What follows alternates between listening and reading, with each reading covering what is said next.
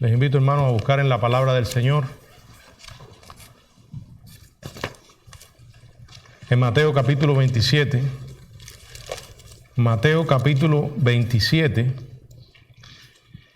Los versos del 57 al 66. Mateo capítulo 27, del 57 al 66. Dice la Biblia: cuando llegó la noche, vino un hombre rico de Arimatea, llamado José, que también había sido discípulo de Jesús. Este fue a Pilato y pidió el cuerpo de Jesús. Entonces Pilato mandó que se le diese, y tomando José el cuerpo, lo envolvió en una sábana limpia y lo puso en un sepulcro nuevo que había labrado en la peña. Y después de hacer rodar una gran piedra a la entrada del sepulcro, se fue.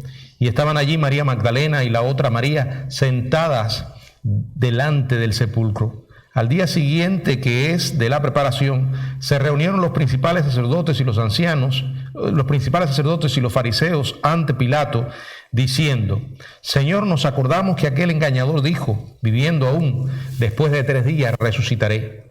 Manda pues que se asegure el sepulcro hasta el tercer día, no sea que vengan sus discípulos de noche y lo hurten, y digan al pueblo: resucitó de entre los muertos, y será el postrer error peor que el primero. Y Pilato les dijo: ahí tenéis una guardia, id y aseguradlo como sabéis.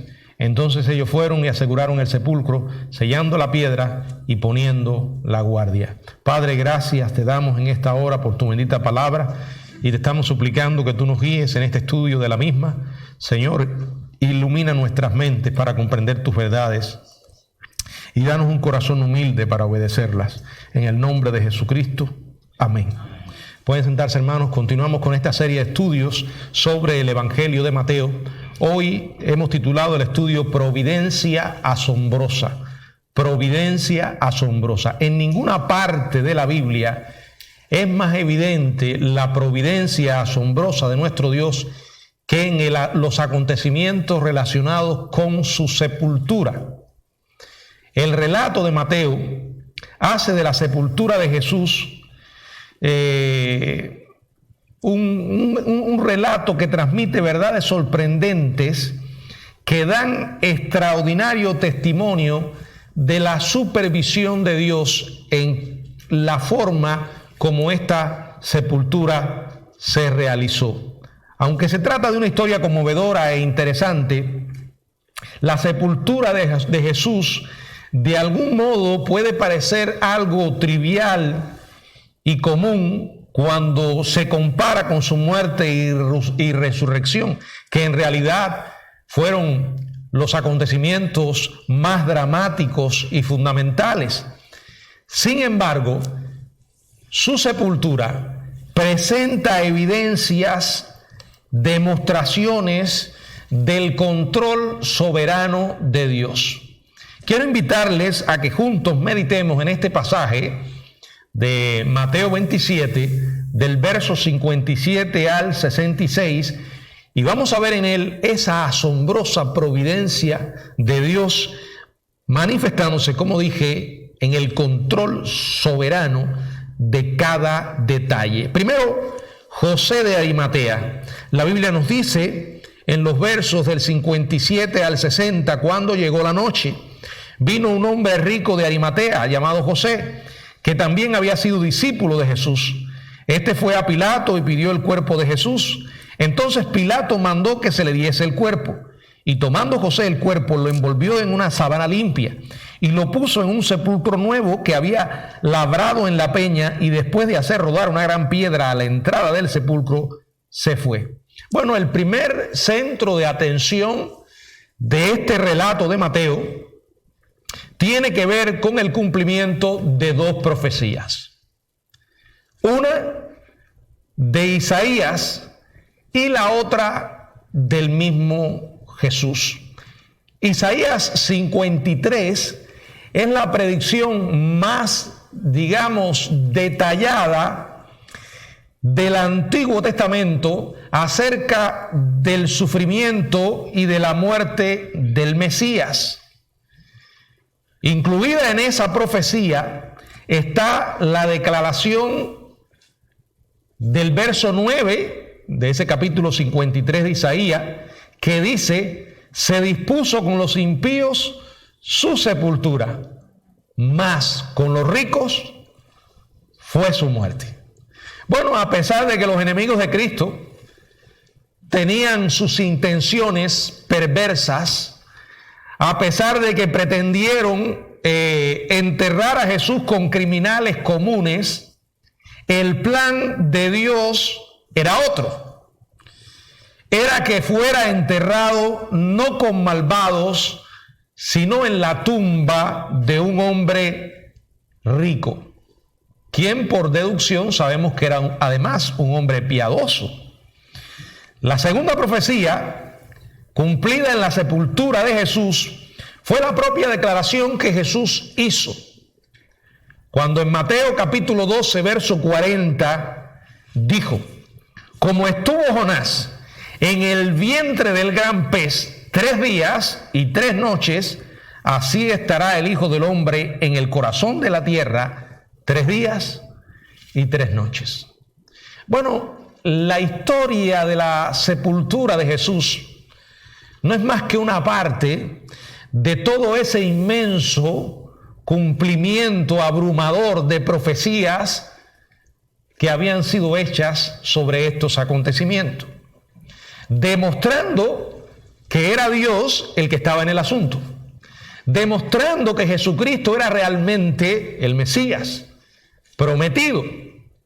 Era totalmente imposible para un hombre lograr cumplir tantas profecías como el Señor Jesucristo cumplió.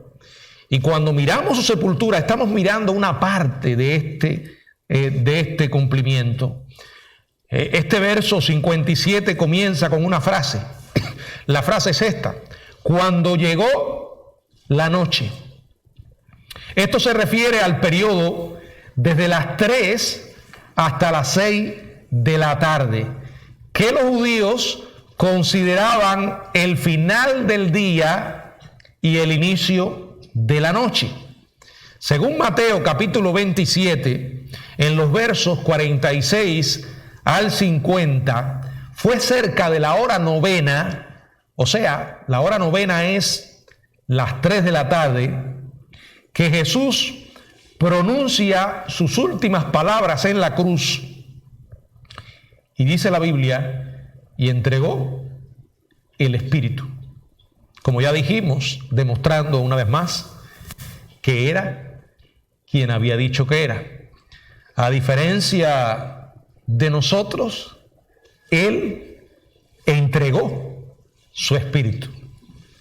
Nadie me quita la vida, yo la pongo de mí mismo, dijo el Señor. Tengo poder para ponerla y tengo poder para volverla a tomar. Y según parece, el momento en que Jesús muere, el apóstol Juan había salido del Gólgota. Solamente quedaban unas pocas mujeres fieles. Ellas no podían por sí solas cuidar el cuerpo, especialmente en el poco tiempo que quedaba para terminar el día. Además, estas mujeres no tenían absolutamente ningún lugar donde enterrar a Jesús. Y aquí vemos la mano de Dios.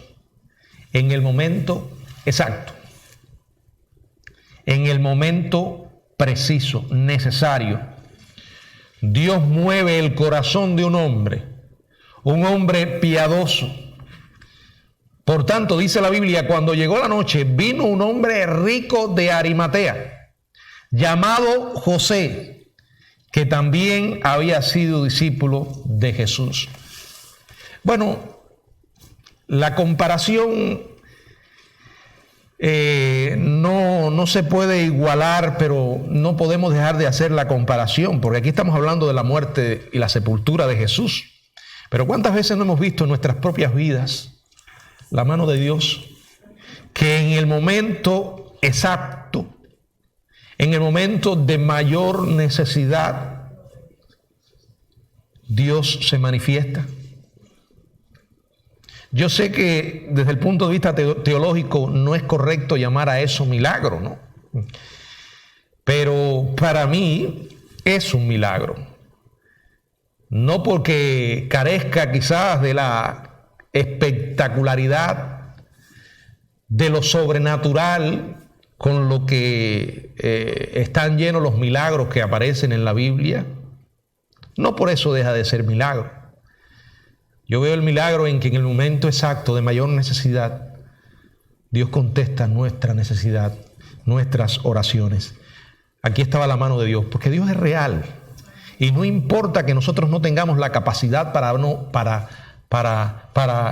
verlo físicamente, pero el hecho de que Dios no se pueda ver físicamente no significa que no lo podamos ver con los ojos de la fe. Y ahí estaba el Señor, llevando adelante su plan soberano.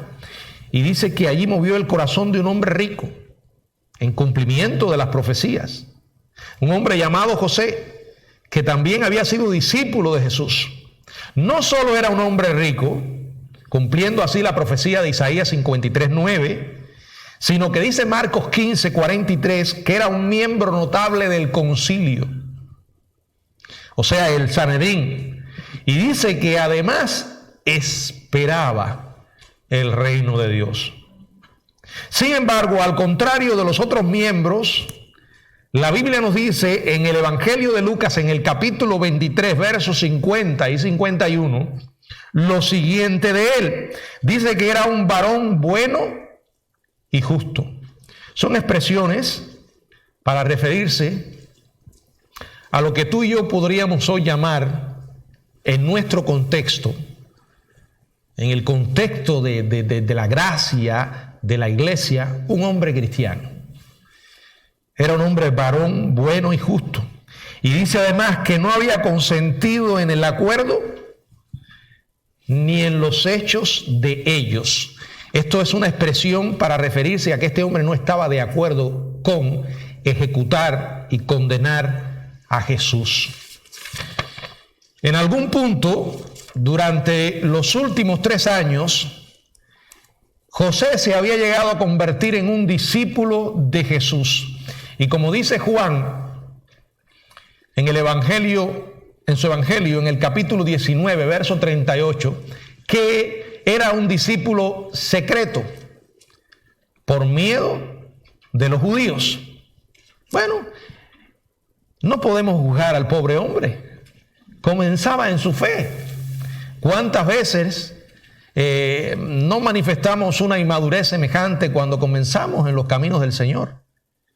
Y en lugar de actuar valerosamente, actuamos con temor. ¿Y cuántas veces aún después de llevar tiempo en los caminos del Señor, también actuamos cobardemente? Bueno, José era un seguidor de Jesús y es lo importante. Lo que sugiere que debió haber escuchado al Señor predicar, enseñar, sanar. Probablemente haya presenciado algunos milagros realizados por Cristo. Él era un discípulo de Jesús, un discípulo secreto que había aprendido de Jesús y lo había hecho a la distancia. Es posible que primero hubiera oído hablar del Señor en compañía de otros miembros del Sanedrín, cuando llegaron a criticarlo y a condenarlo, y que mientras lo oyó predicar quedara convencido por la condición mesiánica de Jesús y en un punto de su vida se haya dicho: este hombre realmente es el Hijo de Dios, es el Mesías, es el Salvador. Pero haber hecho pública su lealtad a Cristo no solo le habría costado su lugar en el Sanedrín, sino que también habría puesto en peligro su bienestar económico, social y familiar. Pero recuerden que la fe es una semilla que cuando cae en un corazón comienza a crecer y tiene un proceso de crecimiento. Quizás al principio no fue capaz de tomar decisiones radicales, pero no podemos ser demasiado duros con José porque ahora lo vemos actuando valerosamente, poniendo en peligro todo aquello que antes había temido perder. Pero ahí vemos una evidencia de que su fe había madurado. Dice Marcos en el capítulo 15, verso 43, que José vino y entró osadamente. Qué interesante que la Biblia diga esto de José y en estas palabras, como recordándonos que aquel que había sido secretamente discípulo por miedo, ahora estaba actuando con valor. Dice que vino y entró osadamente. Fue a Pilato y le pidió el cuerpo de Jesús. Bueno, esto tampoco era una decisión fácil. Y en cierta manera también estaba poniendo en peligro las cosas, como dije, que antes tenía temor perder. Marcos nos hace saber en su evangelio lo siguiente. Marcos capítulo 15, versos 44 y 45. Pilato se sorprendió de que ya hubiese muerto, y haciendo venir al centurión le preguntó si ya estaba muerto. E informado por el centurión dio el cuerpo a José. El cuerpo de una víctima generalmente se le daba a otro miembro de la familia, solo a un miembro. José no era miembro de la familia. Sin embargo, a menudo incluso esa consideración humana no era permitida, porque la profanación pública del cadáver, al ser arrojado a una fosa abierta o a un montón de basura, se utilizaba en ocasiones como una advertencia adicional acerca de las graves consecuencias de oponerse a Roma. Y no dudo que los líderes religiosos, los dirigentes religiosos hubiesen querido que eso fuera lo que pasara con el cuerpo de Jesús. De todas maneras, ya habían logrado que lo crucificaran como un criminal y lo habían acusado falsamente de querer ocupar el lugar del César. Lo llevaron a la muerte con mentiras y hubiesen querido que se hubiese convertido en un espectáculo público. Pero aquí en este caso no fue así. Al haber concedido la petición de los dirigentes judíos de asegurarse de que los hombres crucificados hubieran muerto y fueran quitados de las cruces antes del día del reposo, y al no querer enojar más a esos líderes, es probable que Pilato se haya puesto un poco contento de deshacerse del cuerpo de Jesús y dárselo a José, y así pasar la página, terminar el asunto, tratar de no seguir lidiando si todavía tenía sentimientos de culpa por lo que había hecho. Debido a la humillación de ellos y a la intimidación de él, ya Pilato estaba decidido a no hacerle un favor más al Sanedrín, pero tampoco podía darse el lujo de ofenderlos otra vez. Realmente no creo que conociera los motivos que tenía José, y quizás supuso que estaba actuando a favor de sus colegas. No pidió una explicación, la Biblia no lo dice. Solo dice que Pilato inmediatamente mandó que se le diese el cuerpo.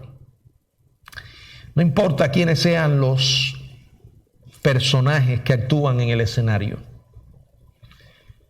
el que está detrás es Dios. Aun cuando nosotros no podamos entender cómo esto sucede, es lo que realmente sucede. Es lo que realmente dice la Biblia. Es lo que realmente enseña la Biblia. Es lo que dice Proverbios: en la mano de Jehová está el corazón del rey, y a todo lo que él quiere lo inclina. Tras retirarlo de la cruz, dice, tomando José el cuerpo, lo envolvió en una sábana limpia y lo colocó en un sepulcro nuevo.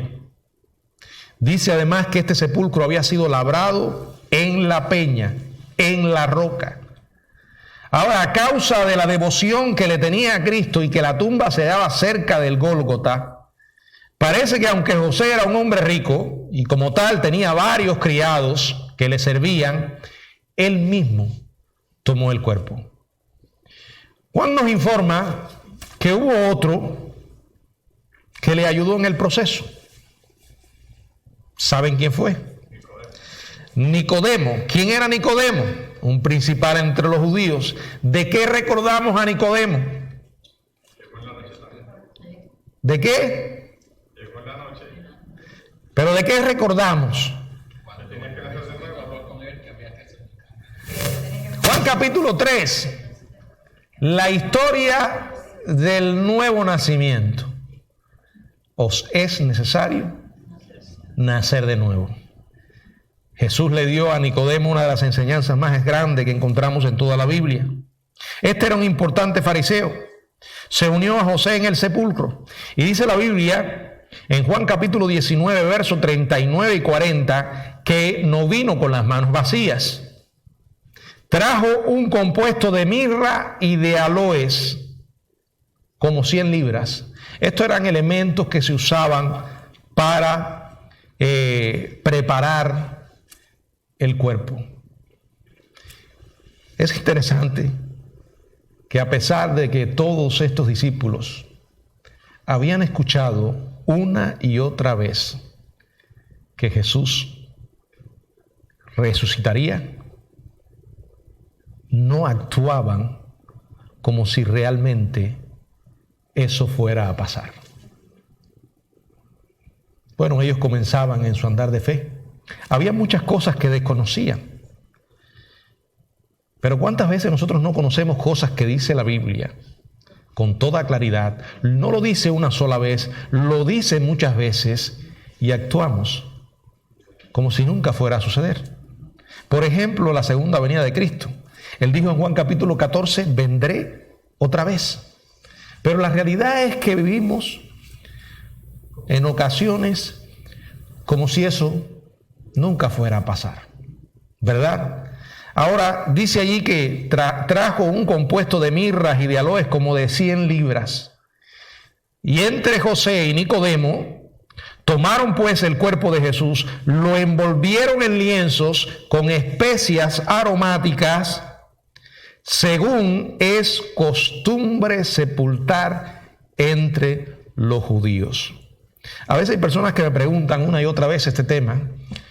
¿Está bien incinerarse? Yo no les voy a explicar eso ahora. Pero una de las cosas que yo explico es esto. Los judíos sepultaban a sus muertos. Los judíos como tal tenían la práctica de enterrar sus muertos. Ellos no quemaban los cuerpos de los muertos. Y aquí, como era su costumbre, envolvieron en lienzos el cuerpo de Jesús con especias aromáticas, y dice la Biblia, según es costumbre sepultar entre los judíos. Bueno, a diferencia de los egipcios, los judíos no trataban de embalsamar los cadáveres. Lo que hacían era que simplemente los encerraban en lienzos. Lienzos eran tiras que ponían a lo largo de todo el cuerpo, muy perfumados, para tratar de ayudar a guardar la fetidez de la descomposición. ¿Se acuerdan cuando Lázaro? Que el Señor dijo, desatadle y dejadle ir. Lázaro, ven fuera. Y el que había estado muerto se levantó. Y después el Señor dice, desatadle y dejadle ir. Bueno, en el caso de Jesús no hubo necesidad de que nadie lo desatara. De hecho, los lienzos quedaron allí. Se vaciaron internamente por el poder milagroso de Dios al producirse el hecho de la resurrección. Después que el cuerpo fue envuelto, además dice que José que hizo rodar una gran piedra en la entrada del sepulcro. Bueno, ustedes no sé si sabrán, bueno, lo hemos visto aquí en los dramas y en las imágenes que salen en las películas, los documentales. Las tumbas en aquel tiempo no eran como las nuestras hoy. Estas tumbas eran abiertas generalmente en la piedra, eran cuevas, prácticamente cuevas. Y se les ponía en la puerta, o sea, en la entrada, piedras gigantescas. Así hicieron, colocaron la piedra. Generalmente se aseguraban a menudo con una gran piedra, colocándola o colocada tapando la entrada para evitar que el cuerpo fuera profanado por los animales, por las aves, o impedir que los ladrones saquearan las tumbas, robaran los objetos de valor que generalmente eran enterrados con las personas que fallecían. Bueno, hasta aquí tenemos a José de Arimatea. Tenemos a este hombre rico que pidió el cuerpo y llevó a Jesús a aquella tumba familiar, una tumba de un hombre rico como Isaías profetizó.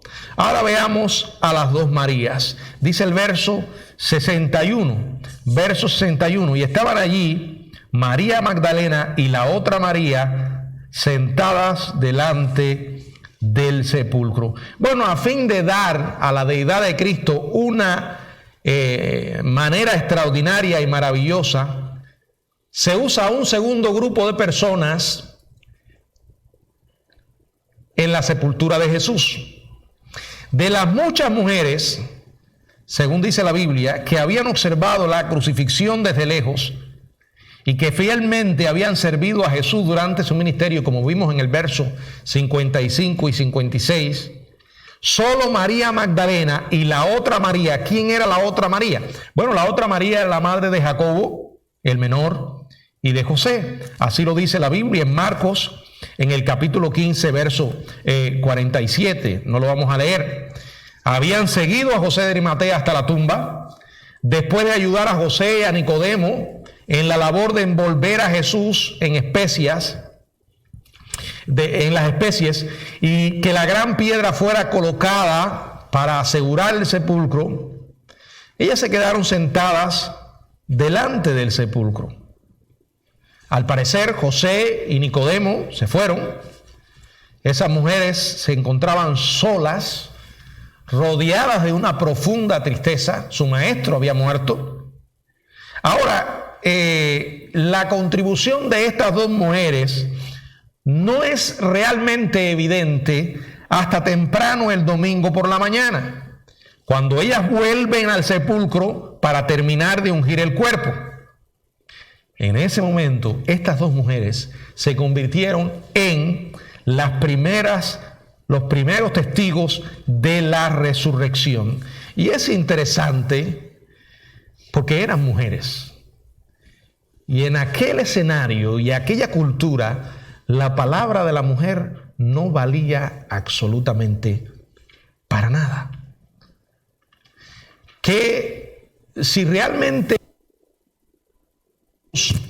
no se produjo, si todo era el resultado de un engaño, de una manipulación de los discípulos, si todo era una gran estafa, entonces escogieron muy mal para que los primeros testigos de la resurrección fueran dos mujeres.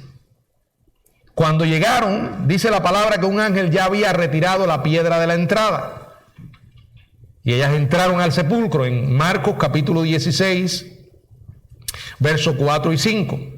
Mientras los guardias permanecían temblando de miedos, el ángel estaba sentado al lado derecho, cubierto de una larga ropa blanca, y se espantaron.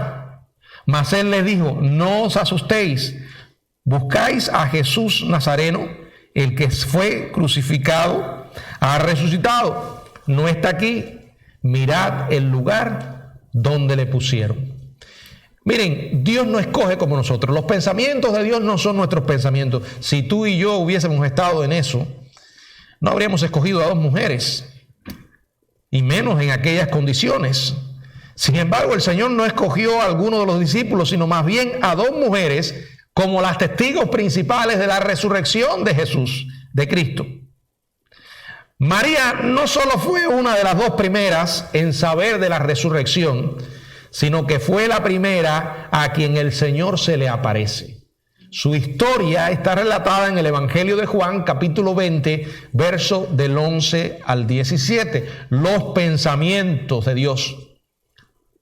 Porque dice Dios: porque mis pensamientos no son vuestros pensamientos. La manera de Dios no es la nuestra. Y aquí tenemos la mano de Dios manifestándose. Aquí tenemos al Dios soberano guiando todos los acontecimientos. Y mientras más leemos esta historia, más la conocemos, más convencidos debemos quedar de que este es un relato de Dios. Que lo que sucedió allí, en aquella mañana, fue el resultado de la mano poderosa de Dios. Fue el milagro más grande que ha existido en la historia. El Señor Jesucristo se levantó de entre los muertos. Un hombre rico, 2 mujeres, 2 Marías. Ahora veamos a los principales sacerdotes y a los fariseos. ¿Qué pasó con ellos? Verso 62 al 66. Si alguien puede leerlo, por favor. Al día siguiente, que es después de la preparación, se reunieron los principales sacerdotes y los fariseos ante Pilato, diciendo: Señor, nos acordamos que aquel engañador dijo: viviendo aún, después de 3 días resucitaré. ¿Hasta cuándo? 66.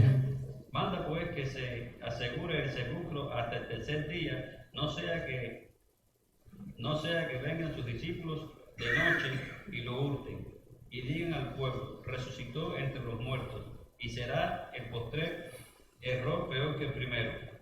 Y Pilato les dijo: ahí tenéis una guardia, y aseguradlo como sabéis.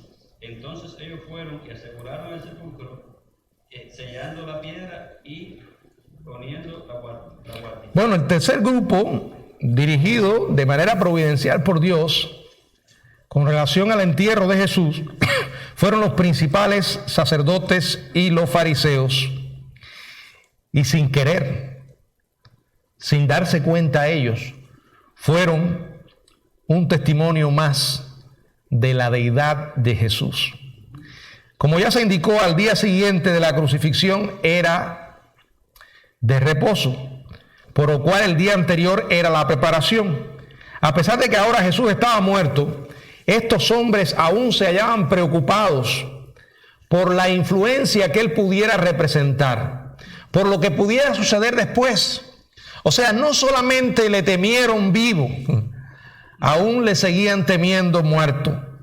Por eso le dijeron a Pilato: Señor, nos acordamos que aquel engañador dijo, viviendo aún, después de 3 días resucitaré. Manda pues que se asegure el sepulcro hasta el tercer día.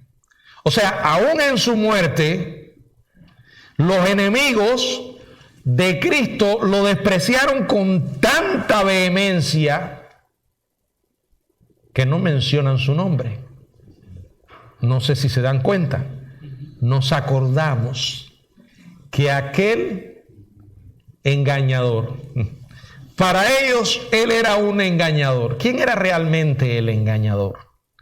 ¿Quiénes eran los manipuladores, los mentirosos? Es curiosa la naturaleza humana cuando decide manifestarse. Solemos culpar a otros de lo que realmente somos. Y eso era lo que estaba pasando aquí.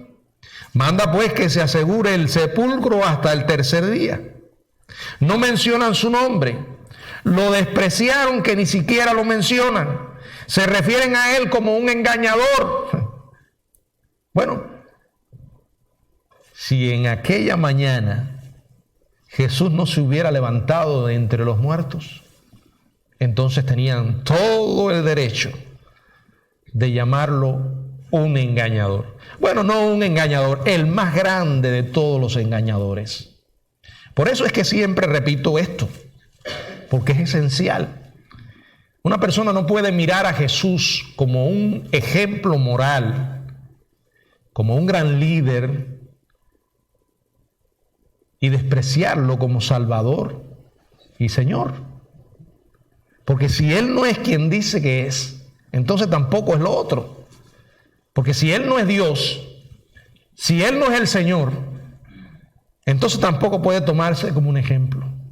Porque claramente en la Biblia, una y otra vez, Jesucristo declara que Él es Dios. Y es porque es algo esencial que cada ser humano que se vuelve a Jesús vea en Él el Jesús Salvador y el Jesús Señor. Porque como dijo, a menos que ustedes crean que yo soy, en vuestros pecados moriréis. No puedes elegir de Jesús lo que te conviene. A pesar de que usaron la frase después de 3 días, al dar a Pilato la razón de su petición, le pidieron que pusiera una guardia sobre la tumba hasta el 3er día. O sea, indicando que se usaban estas 2 frases de manera sinónima. Ahora, que le dijeran a Pilato que fuera, o sea, manda pues que se asegure el sepulcro, es una expresión que refleja el control continuo que esta mafia religiosa tenían sobre el gobernador, debido al temor que éste tenía de que lo reportaran al César y que esto ocasionara su caída. Irónicamente, el temor de ellos era que los discípulos llegaran de noche y lo hurtaran y dijeran al pueblo: resucitó de entre los muertos. Pero vamos a pensar un poco en el temor que tenían ellos. ¿Era un temor fundado, real? Era totalmente infundado. ¿Por qué? Porque a pesar de la reiterada enseñanza de Jesús a sus discípulos sobre la resurrección, ellos no creían que Él iba a resucitar de los muertos. Pero sea que los principales sacerdotes y los fariseos supieran de esa incredulidad o no, supusieron que los discípulos harían la afirmación en nombre de Jesús a fin de perpetuarle la memoria y quizás conservar a algunos seguidores para ellos mismos. Pero nadie sacrifica su vida por una mentira. Menos aún se deja matar por ella. Y menos aún sabiendo que es mentira. Porque hay personas que sacrifican sus vidas por algo, una causa, pero creen que es válida, verdadera. Realmente la vida de los discípulos no cambió hasta después que el Señor resucitó. Y ese grupo de hombres temperamentales, imperfectos, tan llenos de carnalidades, se convirtieron en testigos poderosos del Evangelio. Se jugaron la vida por ese Evangelio. Y tomando el registro bíblico y agregando además la historia del cristianismo y lo que dice mucho de la tradición cristiana en cuanto a cómo murieron los discípulos, todos murieron de manera violenta. El único que no dice la Biblia que murió de manera violenta, pero tampoco tuvo una ancianidad fácil, fue Juan. Terminó sus años deportado en una isla en condiciones pésimas. Honestamente, ¿creen ustedes que alguien, sabiendo que todo es una mentira, se va a jugar la vida por ella? ¿Y qué me dicen del apóstol Pablo?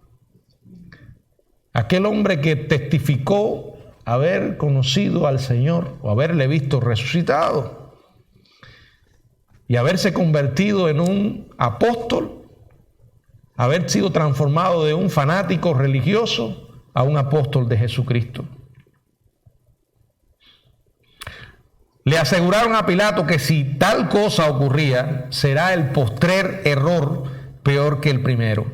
¿Qué quisieron decir? Bueno, la sugerencia era que la afirmación de la realeza de Jesús se verificaría a los ojos de personas crédulas y aunque muerto, él se volvería una amenaza para Roma, incluso peor que antes. En realidad lo que estaban diciendo era algo como esto: si las multitudes que lo aclamaron como el Mesías y el Rey, cuando entró en Jerusalén algunos días atrás, piensen cuánto más lo van a aclamar como Rey, si les hace creer que Él ha conquistado la muerte y ha resucitado. Aunque la idea es absurda, si creyeran de veras que Él está vivo, también creerán que Roma no tiene poder y que Él es invencible. Entonces ustedes van a tener un levantamiento en sus manos. Y como no quería correr riesgo, ya sea de ofender a los judíos o de enfrentar otra insurrección,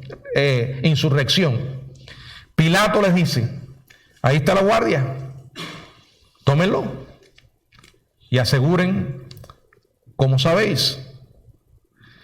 Sin duda complacido consigo mismo por haber hecho una vez más que el poderoso gobernador romano se inclinara ante ellos, dice que fueron, aseguraron el sepulcro, sellando la piedra y poniendo la guardia. Es probable que el mismo Pilato haya suministrado el sello, como queriendo decir: esta tumba está bajo la protección romana. No solo es un delito robar un cadáver, sino peor todavía, romper el sello de Roma.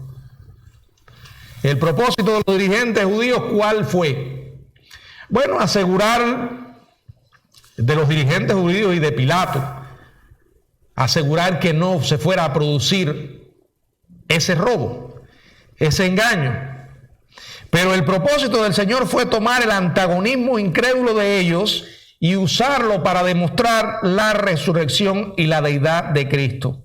Fíjense cómo hasta los enemigos de Jesús ayudaron a comprobar la autenticidad de la resurrección. Él tendría que ser resucitado de manera sobrenatural. A pesar de los últimos esfuerzos de ellos de propagar el rumor de que los discípulos robaron de veras el cuerpo de Jesús, sabían que ellos mismos habían hecho que eso fuera imposible. Vamos a ver qué dice Mateo 28, del 11 al 14. Mientras ellas iban, he aquí unos de la guardia fueron a la ciudad y dieron aviso a los principales sacerdotes de todas las cosas que habían acontecido. Y reunidos con los ancianos y habido consejo, dieron mucho dinero a los soldados, diciendo: decid vosotros, sus discípulos vinieron de noche y lo hurtaron, estando nosotros dormidos. Y si esto lo oyere el gobernador, nosotros le persuadiremos y os pondremos al salvo. La idea es: ustedes lo sobornaron, le dieron dinero, le dijeron: ustedes digan que se robaron el cuerpo.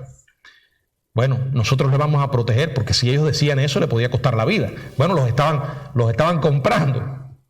Pero además, la cuestión es esta: si ellos estaban dormidos, ¿cómo pudieron comprobar que fueron los discípulos los que se robaron el cuerpo?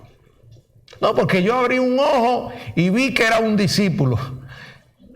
Bueno, entonces vas a morir, porque tú, estando despierto, dejaste que se llevaran el cadáver. O sea, por cualquier manera que usted lo mire, aparte de ser una mentira, era una mentira estúpida, ridícula. Sabemos que no fueron los discípulos. Hay muchas evidencias para confirmar que los discípulos no se robaron el cuerpo. Vamos a suponer por un momento que fueron los enemigos. Es otra probabilidad, ¿verdad? Desde el punto de vista de los enemigos de la fe. La otra pregunta que procede es esta: ¿por qué no lo mostraron? ¿Por qué no mostraron el cuerpo? Si ellos hubiesen robado el cuerpo y lo tenían escondido, ¿por qué no lo mostraron? Porque con haber mostrado el cuerpo, ¿qué hubiera pasado?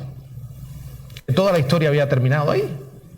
No habría manera alguna de sostener esa historia. Y créanme que los líderes religiosos habrían hecho todo lo humanamente posible para lograr eso. ¿Creen ustedes que ellos no intentaron buscar en todos los alrededores, de todas las maneras posibles, de todas las maneras habidas y por haber, para encontrar el cuerpo de Jesús y haber demostrado de que todo era una mentira? Pero no ocurrió tal cosa. Es decir, que cualquier explicación humana que intente darse se desploma. Solo hay una explicación, y es que el Señor resucitó. Y aquellas cosas que los hombres pretendieron hacer para asegurarse que no se produjera lo que hicieron fue confirmar más y más de que la resurrección se produjo. Tales verdades notables acerca de la sepultura de nuestro Señor deben profundizar nuestra fe.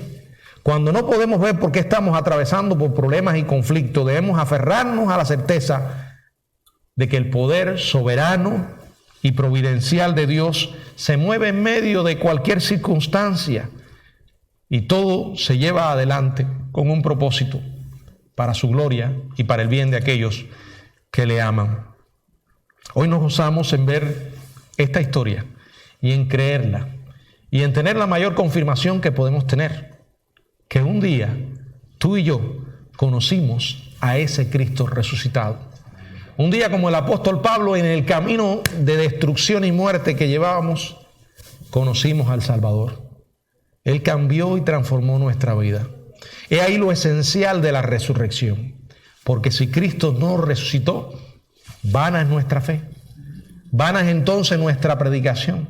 Comamos y bebamos, que mañana moriremos. En otras palabras, disfrutemos de la vida, porque no queda otra cosa, ¿verdad? Pero qué bueno es saber que nuestro Señor se levantó entre los muertos, dando cumplimiento al propósito de Dios para que nosotros podamos hoy creer en Él, hablar de Él y vivir para Él. Que el Señor nos bendiga.